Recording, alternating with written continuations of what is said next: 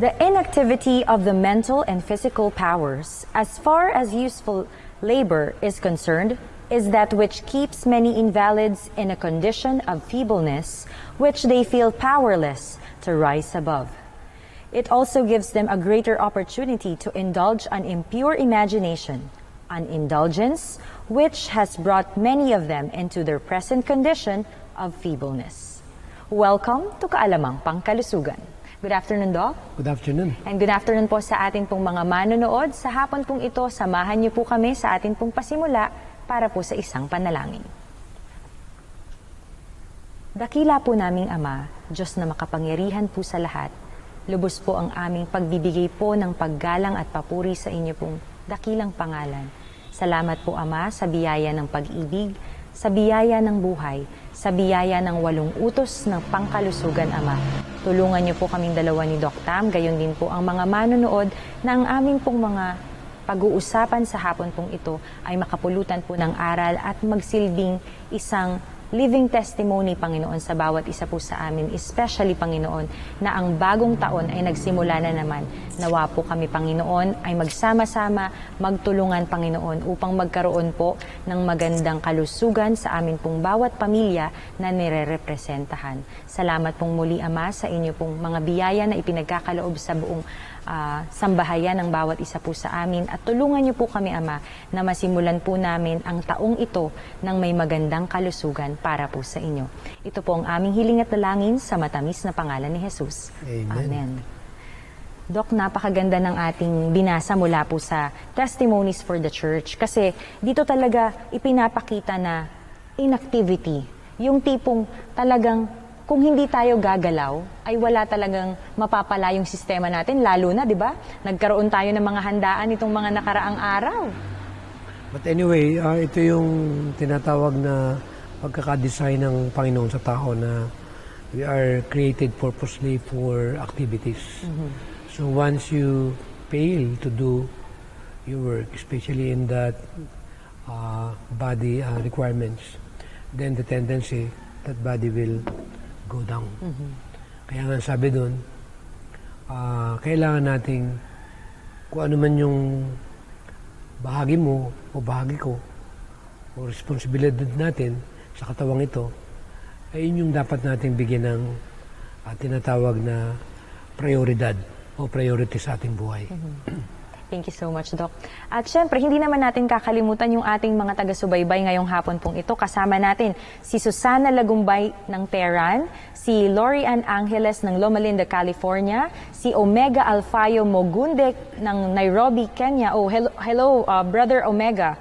Fanny De Los Reyes ng Calayo, Ryle Santua ng Hong Kong, Lourdes Artificio ng Dubai, Victorio Quizon Navarro, si Joy Dumanjay or Dumanhay, si Give Alarcon na new viewer po natin, and also si Ri Acosta ng Nagoya, Japan, and also Miles Lieno Hosol na tumutulong sa atin sa pagsagot, Dok, ng iba nating mga viewers na nagtatanong, kasi hindi lahat talaga nasasagot natin, ano, Dok? Kaya maraming salamat po sa inyo pong pagsubaybay at pagsama po sa amin every 4 p.m. po ng Sabado dito lamang po sa Hope Channel North Philippines. Syempre, Dok, ito na, pagbagong taon, Dok, di ba? Andyan pa din ang celebration. Sa ngayon yun sa report, ang daming nakukonfine sa hospital during holidays. Yes. Especially Christmas and New Year. Mm-hmm. Bakit?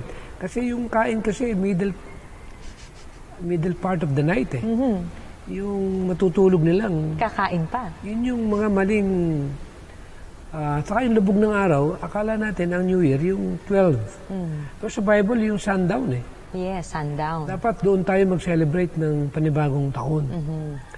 Nung celebrate tayo ng middle o yung alas 12 ng gabi, at doon magkakainan. Totoo, Dok, no? At syempre, Dok, alam mo, Dok, meron tayong mga kaibigan no, na nagsisend po ng kanila pong mga comments and suggestions po dito po sa Kaalamang Pangkalusugan. And we would like to thank you all. Katulad po ni Miss Patty Abara, sabi niya, "Thank you very much for your program. I had been enjoying listening from you every Sabbath afternoon. God bless your ministry." O, di ba, Dok?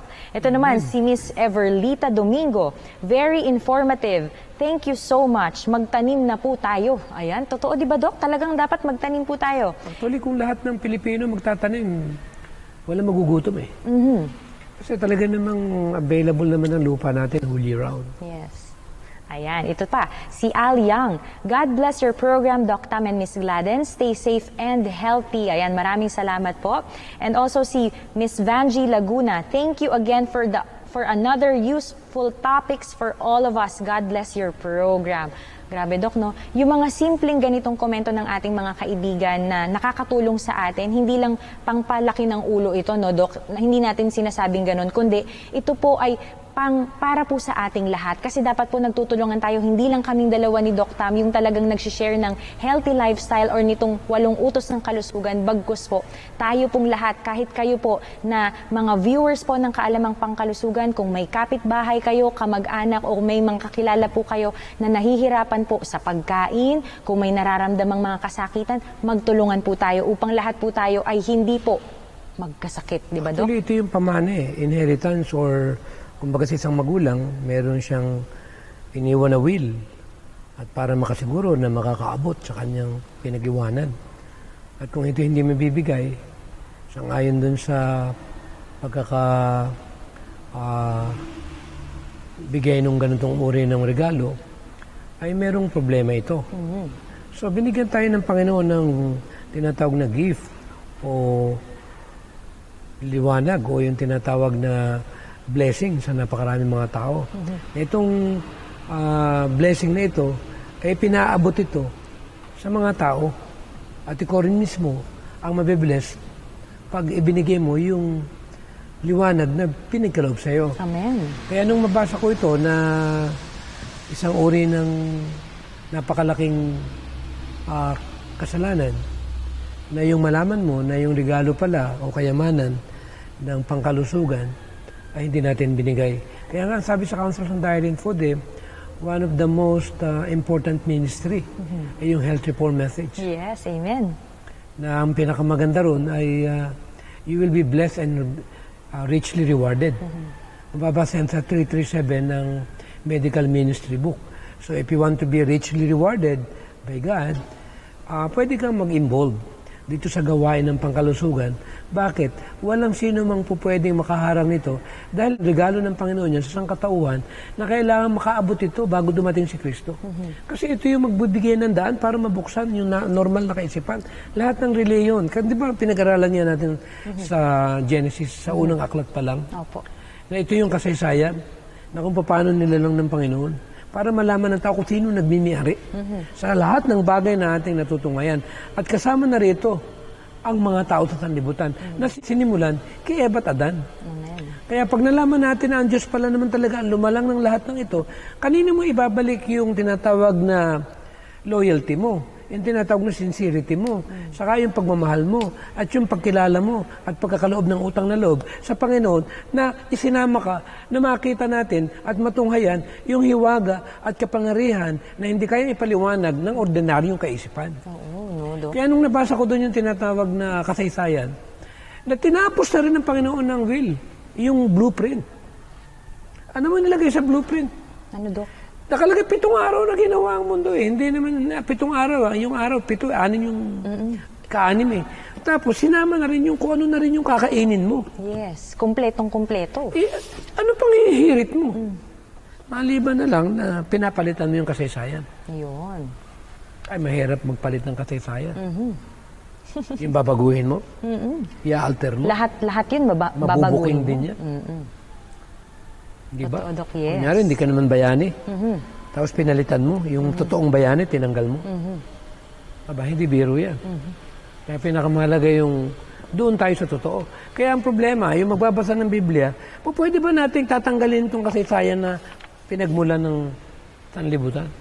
Ikaw ba pwede bang palitan ng araw ng pagkapanganak mo? Hindi, Doc. So, yun yung point natin dito. So, since nga na ang pagkakalalang ng tao sa sanlibutan ay pinapatunayan ng Panginoon na mahal niya tayo at bilang kapalit naman ng pagkilala natin na mahal niya naman na minamahal din naman natin ng ating Panginoon, magsisimula tayong sumunod doon sa pinakaregalo niya na para din naman sa ikabubuti ng mga tao na susunod dito. Amen. Ayan. Salamat, Doc. Alam mo, Doc, ang topic natin ngayong hapon na ito ay evils of inactivity. So kung marami po kayong nakain nung mga nakaraang gabi, nakaraang araw, dahil po sa mga handaan, dahil holiday season, ay talaga nga naman po, ito po ay reminder sa bawat isa po sa atin. Hindi lang po kayo mga kaibigan, kundi pati rin sa amin po ni Doc. Nako, di ba Doc? Talagang andyan na mga kamag-anak, andyan na, tara dito tayo, yayaan, ganito, labas, ganyan.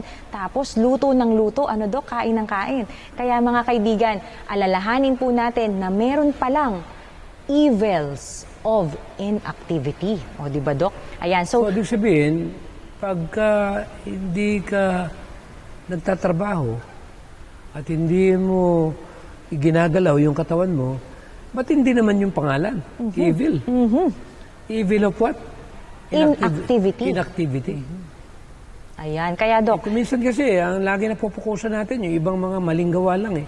Pero yung lagi ka na lang nakahiga, lagi ka na lang na nakaupo, at halos buong maghapon ang ubos mo, na cellphone na lang lahat yung umuubos ng oras mo. Alam mo yung cellphone, sa totoo lang, mahirap kontrolin yan. Pag hindi talaga malakas determinado ang ka, kukontrolin ka talaga nito. Opo. Pagbukas mo lang, makita mo social media. Makita mo na kung ano yung mga nandun. Maya-maya, nakadalawang oras ka na. Ano ba, napakarami mga kumpanyang humihina? Paano, yung mga empleyado, pag wala yung amo, cellphone ang hawak.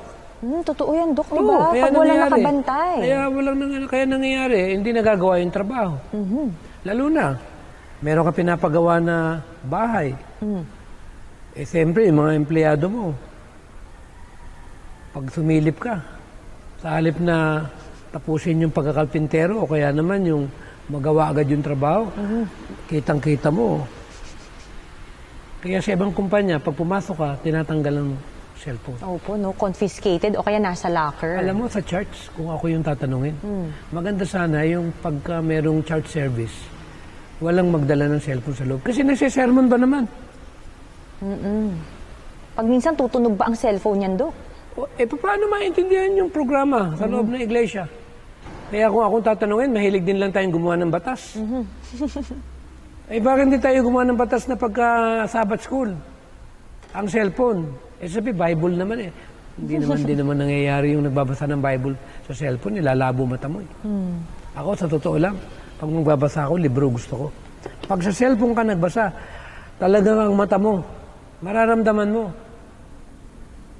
lumalabo. Opo. Totoo, Doc. Ayan. Thank you so much, Doc, no? Anyway, itong ating pinag-uusapan, lagi nang may tinatamaan eh. Oo nga, Doc, Pero sa ano totoo magagawa lang, natin no? eh, talaga namang nasa panahon na tayo, talaga nang mamimili na tayo. Ang pinakamahirap yung konti na nga lang panahon yung natitira at maraming nakita sa pangitain siya ang ating propetisa. Bakit konti lang ang mga maliligtas? Kung ano yung nangyari sa panahon ni Noah. 7 araw na lang babahana. Wala pa rin. Sa panahon natin, noong time na yun, walang cellphone. Yes, wala nga naman, Doc, no? Walang technology. Naku, walang masyado kang paglilibangan during the time. Yes. Ngayon, napakarami. Kaya nakikita ko, kaya pala sinabi na kung ano nangyari ng panahon ni Noah, ay muling mauulit sa kalagayan ng mga tao bago dumating si Kristo.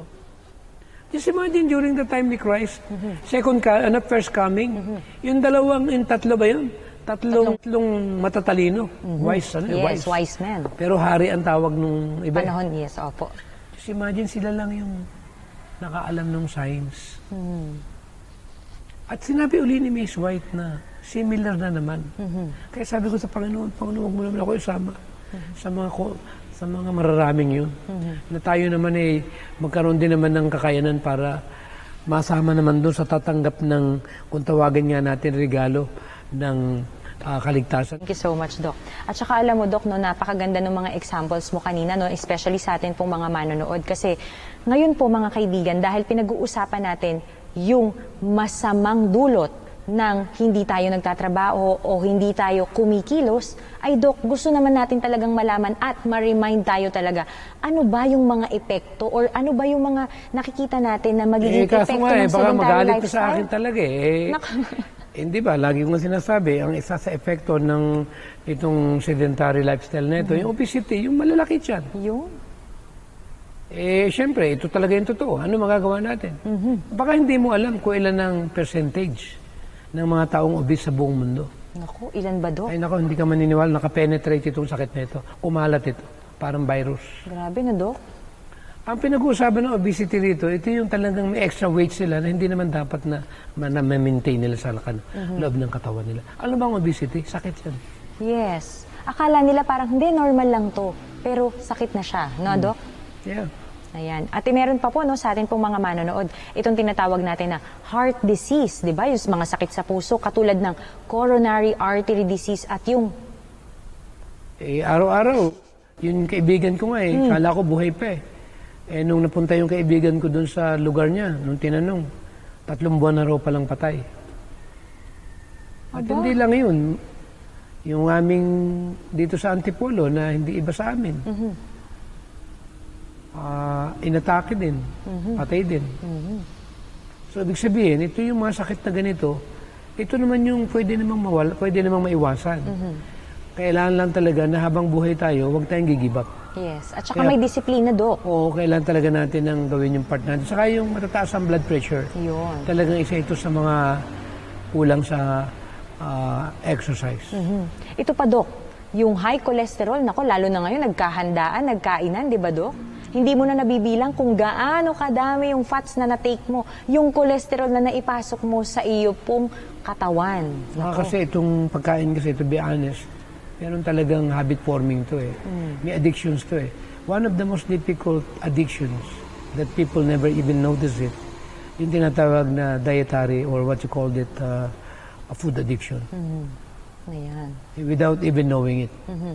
Ito yung nakakatakot, yung hindi mo alam na part ka na pala, na ikaw pala na sa LDP na, yung tinatawag na addiction, na itong addiction na ito, yung pagkain na alam mong makakasama sa katawan mo. Opo. Pero hindi mo maihinto dahil nahuka na. Yes, opo. Yan yung pinakamahirap na bahagi, na kung pagka minsan nakala ng tao, kung mabuhay pa sila, may maintenance na manika, kaya ang iniisip nila, habang panahon, ay mamiminsay nila kung ano yung pangailangan ng katawan nila. Pero there will come a time, Bibigay din talaga. gigib up din naman ang kanilang katawan. Kaya marami na stroke ngayon Hindi biro ito. Yes. Napakarami. Parang normal na lang ano, Dok? Kaya maganda yung we must continue reminding our kababayan, especially in the area of dietary measure, so that we can minimize or even reach people in the area of that preventive procedure. And in that way, we can, what you call that, rescue more people in that one of the major problem sa buong mundo. Itong tinatawag na pagkakasakit. Na ito yung regalo ng kaaway. Na ibig niya na walang tao ang magkaroon ng kalusugan. Dahil alam niya na once na lumusog ka, lilinaw ang iyong kaisipan at maintindihan mo na may Panginoon na sa iyo ay nagmamahal. Amen. Ayan. Alam mo, Dok, ito pa, ang dami pa po, ano mga kaibigan, yung metabolic syndrome, yung tinatawag natin na diabetes, naku mga kaibigan, yung mga cancers, katulad ng colon, yung breast cancer, yung uterine cancers, yung mga, ang dami. Sobra. Yung epekto niya, kumbaga sa ano isang problema lang, Pero, grabe Nagsanga-sanga na, nag-multi-level na. Ito pa po, nakakatakot ito. osteoporosis. Totoo lang, to be honest. Yung, alam mo na yun yung magiging resulta later on. Pero bakit hindi sila makawala doon sa kanilang comfort zone? Kailangan talaga ng disiplina talaga. Talagang decision tungkol dito. Yes, so kailangan pukpukin po natin yung sarili natin. Hindi po literal no po mga kaibigan, pero kung kinakailangan po pag minsan, Dok, kapag kunyari mga kaibigan ko, kunyari nagkakainan kami, hinay-hinay lang, parang mauubos mo na yan, di ba? Talagang matindi. Hindi ganun kadali itong gawain ng pag-educate ng tao. Yes. Hindi biro ito. Kasi talagang baka ma-misinterpret pa nga tayo. Pero ang point ko naman, sana naman, ay magkaroon tayo ng tinatawag na pagtutulungan. Yung nakita ko kahit sa internet, di ba, nagba-viral sila. Na kung ano-anong mga bagay-bagay na bigla na lang magba-viral. Bakit hindi ang mag-viral itong, alam natin, nakakatulong sa ating kapwa mamamayan. Opo. Na tutukan natin itong kaalaman pangkalusugan. Wala namang relihiyon na pinag-uusapan dito? Ang pinag-uusapan natin dito, dito lang tayo sa totoo.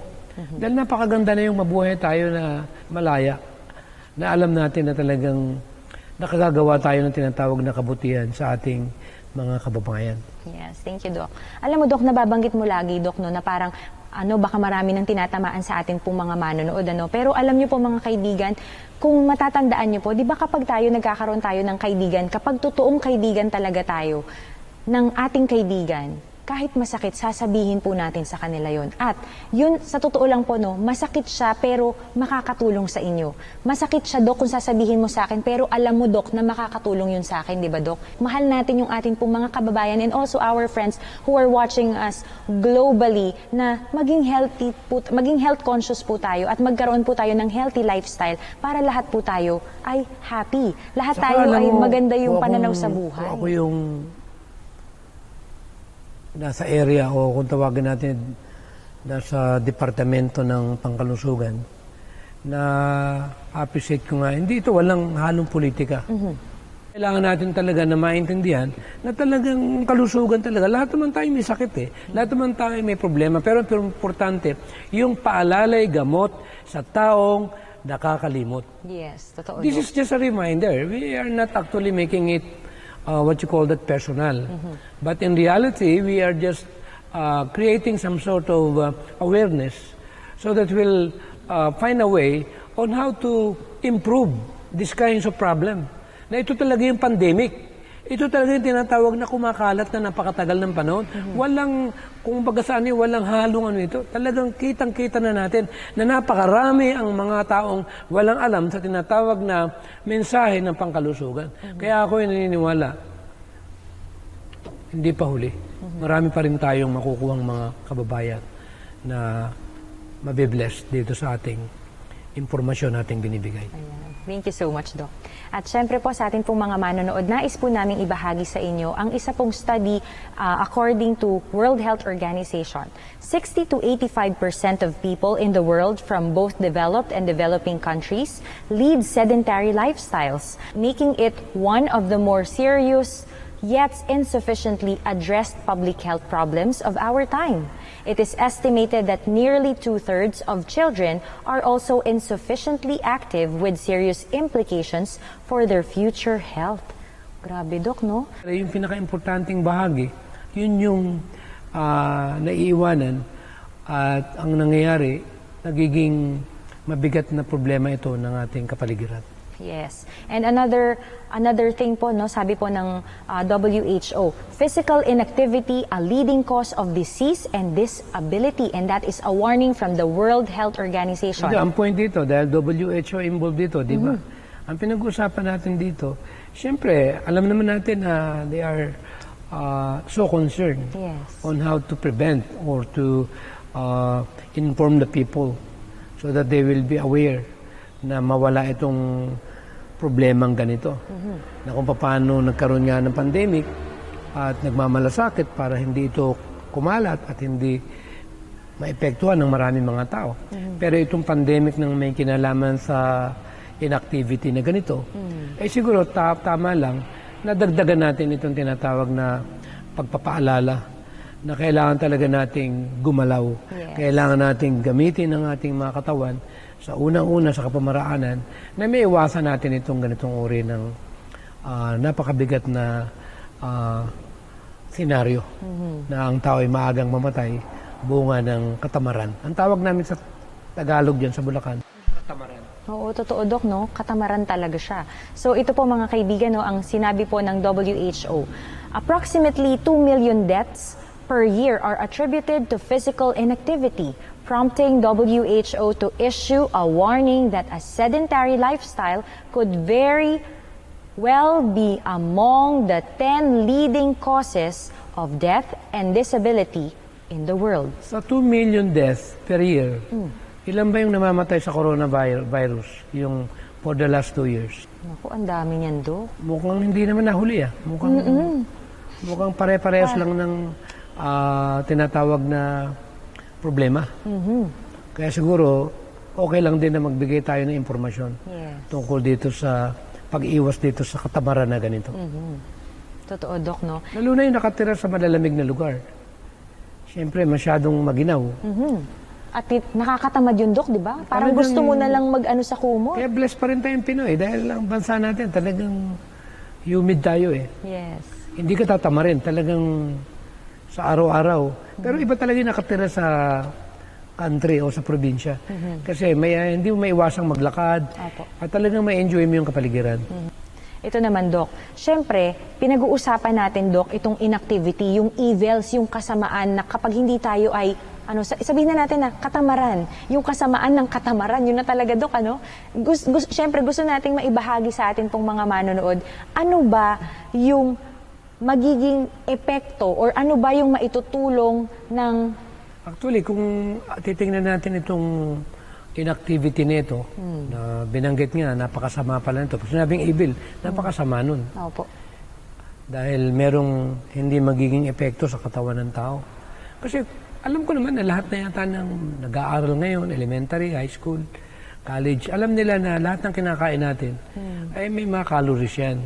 Ngayon, kung hindi mo ma-burn yung tinatawag na mga calories na yun, ay pwedeng madagdag yan sa timbang mo. For example, kumain ka na almusalan, yung amount ng calories na kinain mo, yung amount naman ng activity na ginawa mo, hindi balanse doon sa kinain mo, ano mangyayari doon? Naku, Dok, mai-stack yun kasi hindi magagamit. Hindi magagamit. Pangalawa, ang problema nito, nadadama yung muscle strength. Yung endurance niya, saka yung tinatawag na pag-function o pagtatrabaho ng mga muscle ng ating katawan. Kaya kung titingnan natin, pati yung mga buto ay nagkakaroon ng humihina siya at nawawala yung mga mineral content. Bakit? Siyempre, kailangan butter yan eh. Kailangan magkaroon ng tinatawag na balancing sa loob ng ating katawan. Pag tumaas ang acid base material mo, doon sa loob ng katawan mo, tumaas. Siyempre, yung tinatawag na base material, especially minerals, ay kailangan ma-sacrifice para lang ma-normalize yung normal function o yung activities ng tao. Kaya kung titingnan natin yung pH balance or itong tinatawag na mga over-calories na yan, kasi lahat ng tao na overweight, nasa acidic ang environment. Yun. O, di ba? Sa atin po mga manonood. And without turning it back, to bring it back to normal environment or blood chemistry or blood pH, we need to see to it that those kinds of environments, especially yung overweight na yan, kailangan matanggal mo. Yes. Saka doon, kumakapit itong mga toxin. At nahihirapan ng heart, nahihirapan ng liver, nahihirapan ng kidney, nahihirapan ng gallbladder, nahihirapan ng spleen, nahihirapan lahat. At saka, Dok, no, nais ko lamang din pong dagdagan no, sa atin pong mga manonood na itong yung mga effects ng inactive na katawan po natin or sedentary lifestyle po ay pwede rin po tayong magkaroon ng problema po sa metabolism natin. Kasi alam mo, grabe, Dok, no, hindi lang pala doon sa mga sinabi mo kanina, kundi pati yung metabolism. Isipin niyo po, kung hindi tayo gumagalaw, baka ma-constipate po tayo. Ano pa, yung pag-breakdown ng ating mga fats and yung mga sugars po na dapat ini-excrete o nilalabas ng ating katawan ay hindi naman mailabas. Kaya pwede tayo possible talaga na magkaroon tayo ng mga diabetes. And also, babagsak yung ating immune system kasi kailangan po nating pawisan, mga kaibigan. Kaya tuloy, kaya nagkaka-pneumonia. Totoo. Actually, ang pneumonia, mababa immune eh. Eh, syempre, kahit ano pa naman yung natin, ibig sabihin ko, ano man yung ma-invento na wala namang emergency or something na right away, ite-take over ko ano man yung invaders na pumasok sa katawan. Hindi naman po pwedeng hindi educate ang tao tungkol dito. Paano magkakaroon ng healing ang body kung wala naman tayong ginagawa sa ating katawan? Katulad nga nung immune system. Ang pagkain ng immune system, unang-una, exercise. Yes. Tsaka hindi lang yun, Dok, no? Sa ating pong mga manonood, magkakaroon din tayo ng poor blood circulation. Kasi syempre, kailangan, Dok, gumagalaw tayo para at least yung maganda yung supply ng oxygen, yung sa blood natin, lahat ng muscles, lahat ng vital organs natin. Yung exercise na yan, nung una, hindi ko naman masyadong priority sa buhay ko yan. Pero nung naintindihan ko, lalo na sa writing si Mrs. White, na pag pala tayo hindi nag-exercise, nagiging morbid condition ng ating katawan. Ano ba sa Tagalog yung morbid condition? Matindi yun. Dahil lang doon sa kakulangan na hindi mo ginalaw yung katawan mo. Samantalang required yan. Binibigay sa 8 laws of health. Hindi mo pwedeng bawasan ng saligang batas. New start. Nutrition, exercise. Hindi pwedeng wala yan.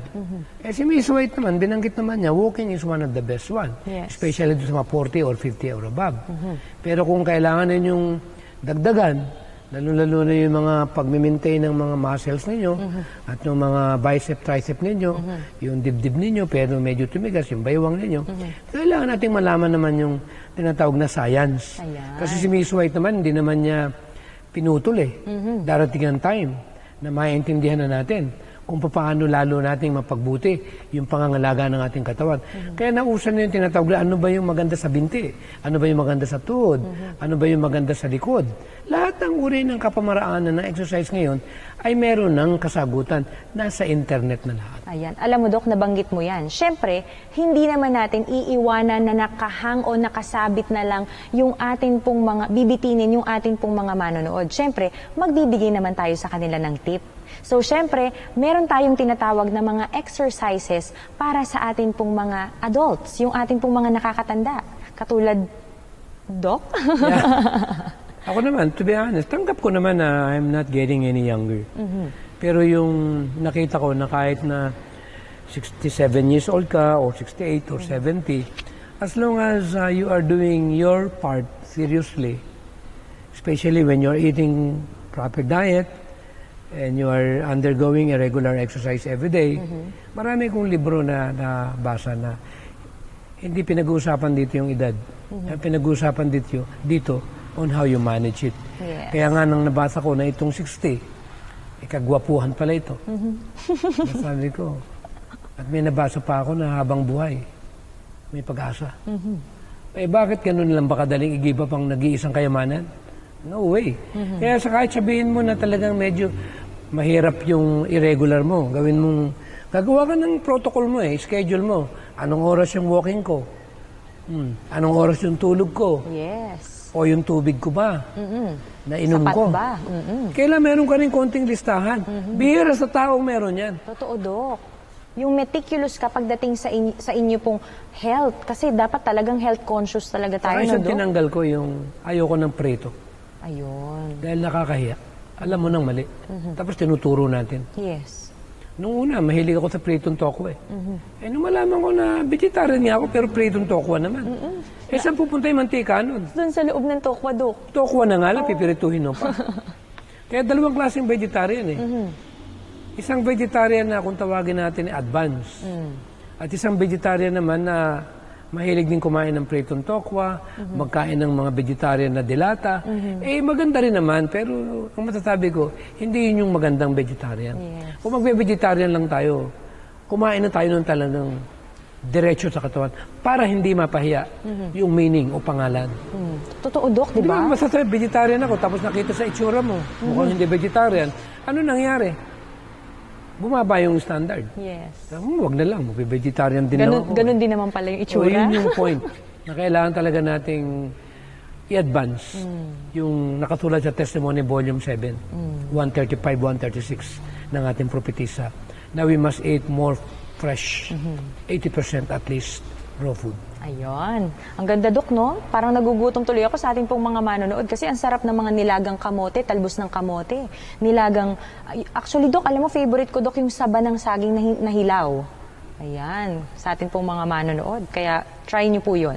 And ito, Dok, yung binanggit kanina ni Dok na mga exercises, pwede nyo pong gawin na yung 150 minutes or 2 hours and 30 minutes, example po, sa isang week, pwede nyo pong gawin na pwedeng every other day or pwedeng every day at least 30 minutes. Kunyari, brisk walking Para ka. hindi ka naiinip. Yun. Kasi pag masyado namang tinagalan mo, for example, naglakad ka 2 hours, gusto mong i-maintain yun, nasa-sacrifice yung ibang time mo. Yes, ayan. Kaya hati-hatiin po natin at least 30 minutes a day. Tapos, mag-rest day din po tayo kasi kailangan din po ng rest ng atin pong mga muscle. And also, Doc, syempre, hindi natin kakalimutan yung tinatawag natin na aerobic exercises, which is, ano ba, Doc, yung mga example nito? Walking is one of the best one. Yun, walking. Ano pa, Doc? Yung jogging.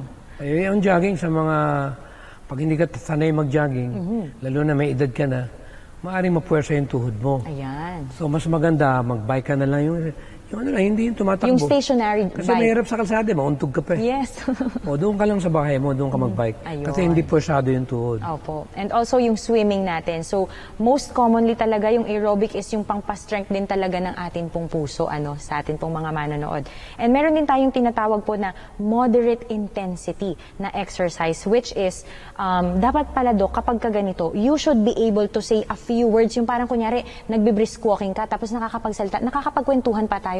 Alam mo, Dok, ganyan. So, parang brisk walking, mabilis yung paglakad-lakad natin, pero nakakapagsalita pa po tayo. Pero hindi ka na nakakakanta kasi medyo hinihingal ka na.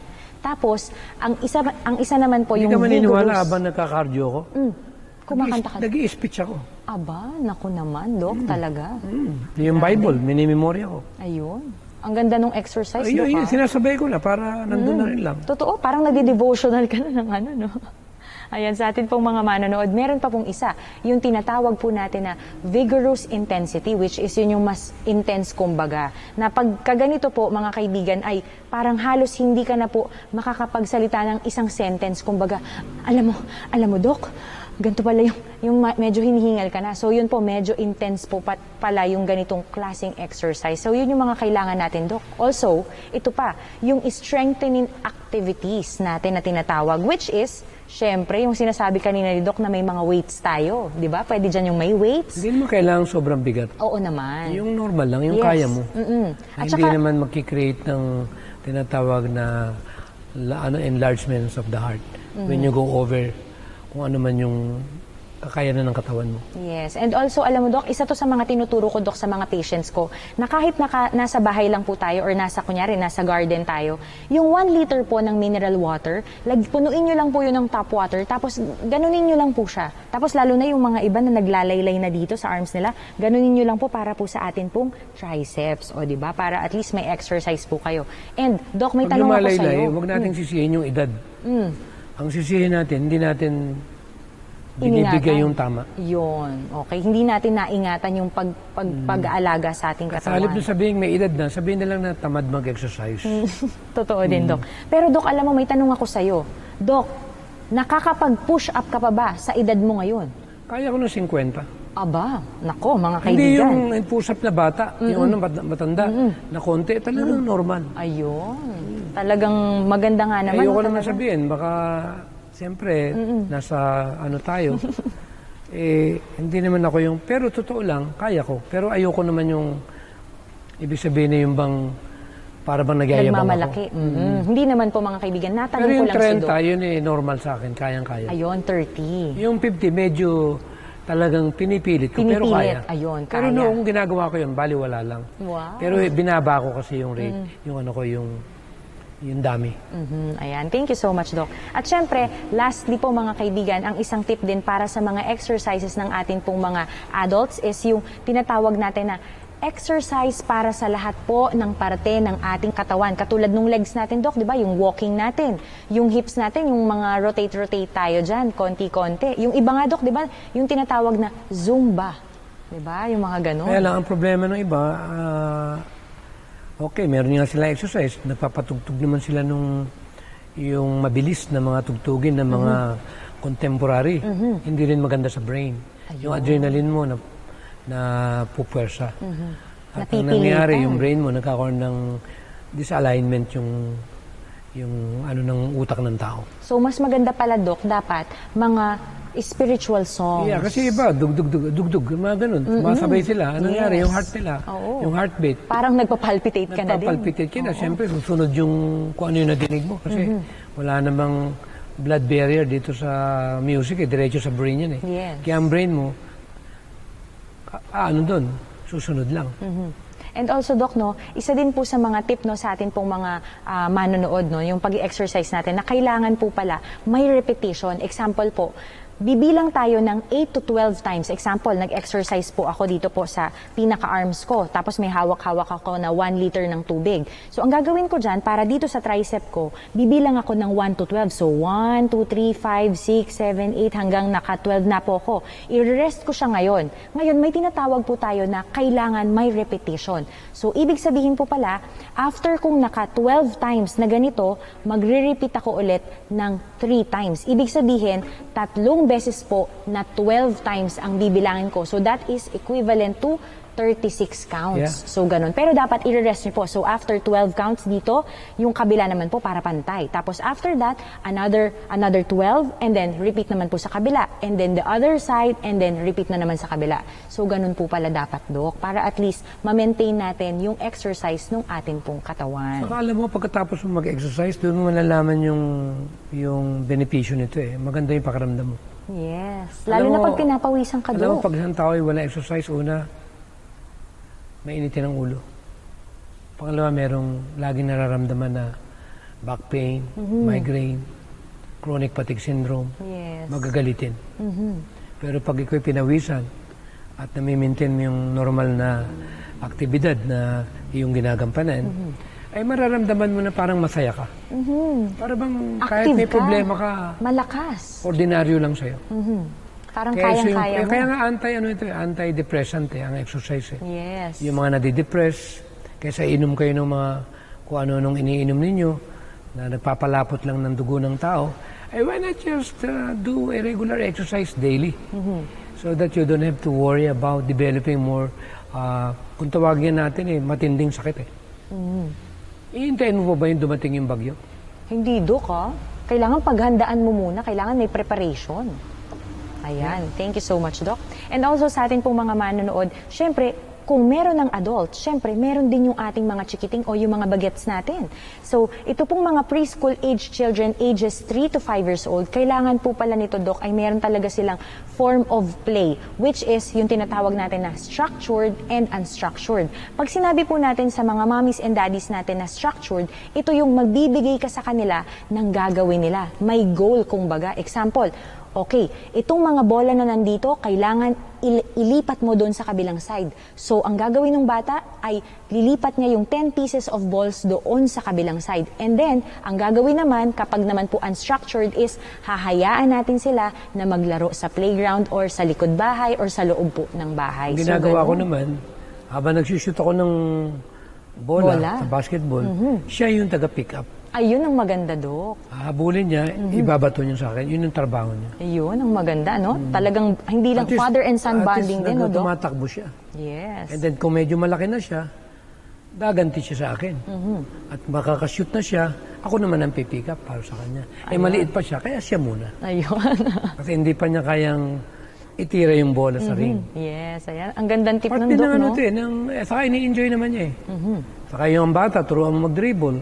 Siyempre, kailangan kasi meron ding pinagdilibangan ng mga bata. Yes, ayan. Totoo, Dok, no? And also, Dok, no, syempre, napunta na tayo sa adults, napunta na tayo sa mga bata ngayon naman. Syempre, yung ating mga binata at dalaga na gusto din mag-trim ng kanila mga belly fat sa ating pong mga manonood. So, kapag naman po sa ating pong mga singles dyan, okay, sa mga wala pa pong asawa, mga teenagers natin, or mga young professionals, 60 minutes or more of physical activity every day. So, katulad dyan, Dok, nung walking, running, yung mga skipping, Ayan, pwede playing yan sa on the mga- playground. Ayan, pwede yan sa mga kabataan. Ayan, di ba? Yung playing basketball. Naku, si Doc, nagpe-play pa to ng basketball. Malakas pa.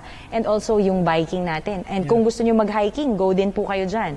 Ayan. So, ang dami nating natutunan, Doc, no? Sa exercise pa lang. Kasi, syempre, Doc, nasimulan natin doon sa mga kinakain kasi natin. So, kailangan naman ay magbawas din po tayo ng atin pong mga ipinasok sa ating katawan para naman magaan po ang simula ng ating taon. At doon naman sa mga may edad na, siyempre, nandun na ako eh. Kung edad nyo yung mga 65, 67, 70, huwag naman po kayong mawala ng tinatawag na lakas loob. Kasi ang katawan ng tao ay unbelievable. You cannot just forget about the gift ng Panginoon na magsimula lang po kayo ng unti-unti, maglakad kayo, dahan-dahan. Kung hindi nyo pa kaya magbuhat ng konti, kahit wala kayong hinahawakan, tuloy-tuloy lang talaga yung... Kunyari, gusto mo lang ma-develop, wala ka mo ng hawak. Lagyan mo lang ng konting bigat yan. Ganun. Ganun mo lang, ayan. Tapos ganun. Ganun. Actually, malaking tulong yan. Yes. Tapos mag-stretching ka, maganon ka, maganon ka, maganon ka, maganon ka, maganon ka, maganon ka, ilagay mo sa likod. Malaking tulong yan sa mga may edad na. Dahil ang stretching sa mga may edad na, importante yan. Meron purpose yan sa circulation. Opo. Tapos pag ikaw ngayon naglakad, after that, mapapansin mo, lahat ng organ pala ng katawan natin, pag nagwo-walk ka, talagang masaya lahat sila. Alam ba na yung mga organ, pag tayo naglalakad, talaga namang kung makapagkukwentuhan lang yan, tuwan-tuwa yan, sabihin nila, naku, salamat naman. Baka nag-a-appearan pa sila, Dok, no? Siyempre, kitang-kita nila, lumuluwag yung kanilang pakiramdam. Yes. Lalo na yung puso. Pag naglalakad ka, tabuti naman, naglakad ito, yung brain mo. Yes. Tuwan-tuwa yan kasi yung blood. Patadala ng Supply supply ng dugo. Yes. Tapos yung ano mo ngayon, yung mga hangin mo na mabibigat na namumuo, bigla na lang na magkakaroon ka ng digay sa puwit mo. Yes. Mare-release yan lahat. Dalawang digay. Isang digay na nanggaling sa lungs. Okay. At isang digay na nanggaling dito sa ano nga yan? Likod. Sa likuran. Ayan. Pag nag-exercise ka, napansin ko yan, pag nag-exercise ako, gumagaang yung pakaram ng tiyan ko at maya-maya, tutunog na yan. Sabi ko, amen. Salamat po. Yun yung ginagawa na, kaya kung papansin natin, pag ang tao ay nag-move na, sumasaya ang buong parts ng katawan. Alam mo, pati balat, nag-close open yan. Inire-release niya yung Mga toxins. mga toxin. Hindi alam ng karamihan yan. At yung lungs mo, mapapansin mo, kaya yung iba, pagka lumalaban sa tawag ng tanghalan o kumakanta, nag-exercise yan. Kasi iba yung quality ng boses nila pag sila'y pinawisan. Kaya kitang-kita natin na talagang pati mata natin lumilinaw pag tayo nag-exercise. Kaya kung gusto niyo maging masaya lahat, ang bahagi ng ating katawan, maglakad tayo. Ayun. Praise God, no, Doc, kasi talagang kapag meron talaga tayong time maglakad po tayo. And also, mag-add lang ako no, sa atin pong mga manonood na sinabi yun ni Doc, hindi lang po sa mga older adults or yung mga lolo't lola natin, kundi pati dun po sa mga tao po na sabihin natin na pregnant women, di ba? Yung mga buntis. And also, kapag meron tayong mga special problems po sa katawan natin, kunyari, na-aksidente tayo, kailangan wag natin kalimutan na mag-exercise pa din. And also, those people who have chronic health problems. Okay. So this is just a, what you call that, reminders to all, especially who are watching this afternoon, that the benefit of this exercise will give you a tremendous amount of blessing, not only in our health, but the most important part ay yung ating brain. Yes. Na ayan. dito yung area na inuugnayan ng God. Na once na naging malinaw ang ating brain, madali po nating mabuo yung tinatawag na character formation na napakarami tayong benepisyo na makukuha sa kapamaraanan.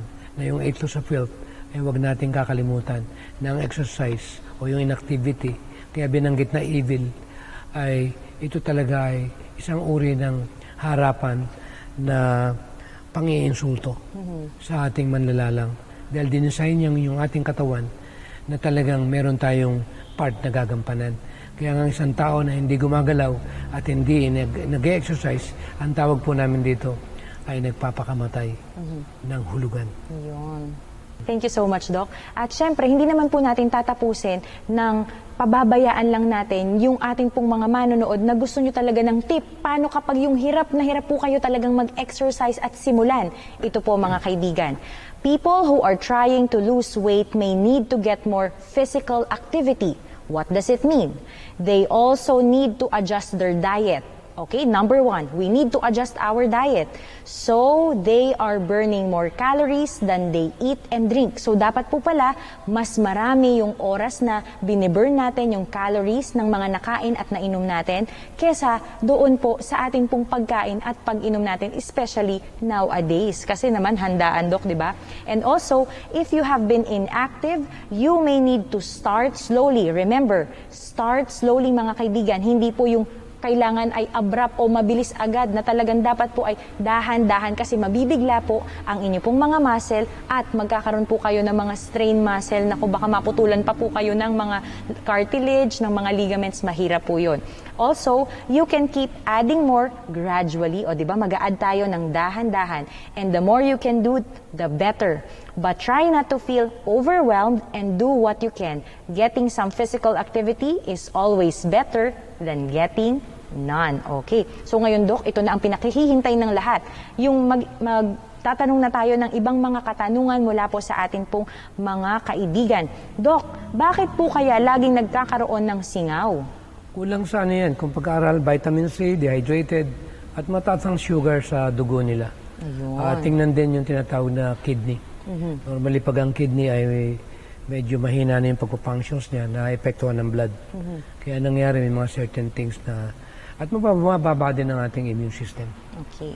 Thank you so much, Doc. Thank you po sa sender. And also, Doc, ano po ba ang pwedeng gawin sa sinisikmura tapos may heartburn? Actually, hindi po pwedeng kumain para sa akin. Dapat i-relax ang tiyan, uminom lang ng normal na tubig, at para hindi naman masyadong mahirapan, ilubog yung paa sa planggana na may mainit-init na tubig.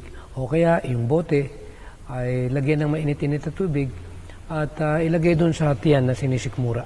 Ay, ipapatong siya, Doc, doon? Ipapatong doon. Okay. Pero dalawang ano? klaseng sinisikmura. Meron kumain ng food poison siya. So pagka ganun, magcha-charcoal na. Okay. And pero ano po, no, gusto ko lang din pong bigyan ng panahon, no, Doc, yung sinabi po ni Doc sa atin pong mga manonood, kailangan yung pinaka-hot compress po natin, balutan po natin ng towel para at least hindi po siya direct doon po sa atin pong balat kasi baka mapaso po.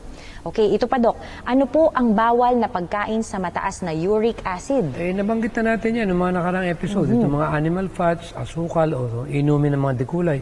To make short, soft drinks. Yes, ayan. Iwasan natin at magkakain tayo ng mga processed food. Okay. Ito naman, Doc. Siguro ito na yung pinaka-last na question po natin ngayong hapon pong ito. May GERD po ako at fatty liver. Ano po kaya ang panlunas o para maibsan po ang akin pong nararamdamang kasakitan? Actually, kailangan ng fasting pagka meron na tayong fatty liver o kaya meron tayong GERD. Pero ang isa sa pinakamahalaga rito ay ito mga green pigment o green chlorophyll. Nababasa naman nila sa libro na napakaganda yan sa liver. At kung medyo grabe ng konti, pwede na rin kayong mag-take ng tea, kung tawag ni milk tea cell purposely for liver. Ayun, milk tea cell, Doc. Okay, ayan. Thank you so much, Doc. And sa ating pong mga sender, maraming salamat po sa inyo pong pag-send ng inyo pong mga questions. And also, ngayon At po... 8 laws of health. Ayan, syempre naman. Huwag po natin kakalimutan ng 8 laws of health sa ating pong mga manonood. Naku, Doc, napakabilis talaga ng oras natin, no? Alam pa kaya lagi ko binabanggit yan? Napakahabang dekadang panahon na masyadong nanahimik itong 8 laws of health na ito. Yes. Ako nga mismo sa sarili ko, sabi ko, bit ganito, na late na yata ito, dapat noon pa. Kung noon pang bata pa lang tayo, nakita na natin yung value nitong 8 utos ng pangkalusugan, baka hindi ganito itsura ko, baka mas gwapo ako. Ayun naman, baka kayo din po. Pero hindi pa rin huli, kahit pa paano. Nakita pa rin. Sa edad ko nito, nakakalaro pa ako. Yes, malakas pa din, Siyempre Doc. sa TV, hindi naman ako masyadong TV, hindi ba? Sa personal nga, sabi nga nila, mas maganda yung itsura ko. Ayan. Pero ang point ko, utang na loob natin to sa nagbigay ng regalo, ng mensahe, ng 8 laws of health. Thank you so Ito much, yung Doc. kayamanan o yung will ng Panginoon na kunin ng mga anak niya yung tinatawag na kautusan na magpapalaya sa tinatawag na sumpa ng karamdaman na kailangan maikalat natin sa buong sanlibutan na mayroong kasagutan na ang karamdaman ay walang puwang sa buhay ng kanyang mga anak dahil ito ay isang uri ng bigay ng kaaway. Kaya pag ang 8 laws of health ay taus-puso nating ginagawa sa ating katawan, ang pangako ng Panginoon sa Exodus 15:26, aking aalisin ang lahat ng inyong masamang nararamdaman. Amen. Thank you so much, Doc. Also, Doc, syempre, ito na yung pagkakataon natin para iwanan ang nakasulat po sa Councils on Health, page 201. Physical exercise and labor combined have a happy influence upon the mind, strengthen the muscles, improve the circulation, and give the invalid the satisfaction of knowing his own power of endurance. Whereas if he is restricted from healthful exercise and physical labor, his attention is turned to himself. He is in constant danger of thinking himself worse than he really is, and of having established within him a diseased imagination which causes him to continually fear that he is overtaxing his powers of endurance. As a general thing, if he should engage in some well-directed labor, using his strength and not abusing it, he would find that physical exercise would prove a more powerful and effective agent in his recovery than even the water treatment he is receiving. Napakaganda, Doc, no? Kaya sa atin pong pagtatapos, mga kaibigan, atin pong ipanalangin ang atin pong mga kaibigan na nag-send po ng kanila pong mga prayer requests. Tayo po'y manalangin. Dakila po naming Ama, lubos po ang aming pasasalamat sa bagong taon na ipinagkaloob niyo po sa amin. Salamat po, Ama, dahil pinagtipon-tipon niyo po kaming muli, kasama po ang mga viewers, ang mga kaibigan po ng bawat isa po sa amin dito po sa Kaalamang Pangkalusugan. Nalanalangin po kami, Ama, na kayo po ang manguna po sa amin at magbigay po sa amin, Ama, ng kalakasan, ng katalinuhan at ng presence of mind, Panginoon, upang piliin po namin ng tama ang amin pong mga kinakain. Especially, Panginoon, sa mga panahong ito na talagang sinusubukan ng amin pong endurance sa mga pagkakataon pong ito.